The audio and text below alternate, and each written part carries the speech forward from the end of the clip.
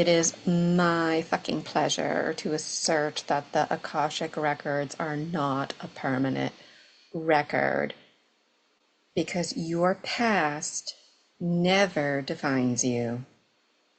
It brings me great joy and honor empowering others to know only you can write and rewrite your story. In fact, it's your birthright to do so, to make edits accordingly. The master scribe and authority you are of your life. The best intended contract is an intention. You were never bound to anything, even if you wanted to be, as we exist in a constant state of alchemy.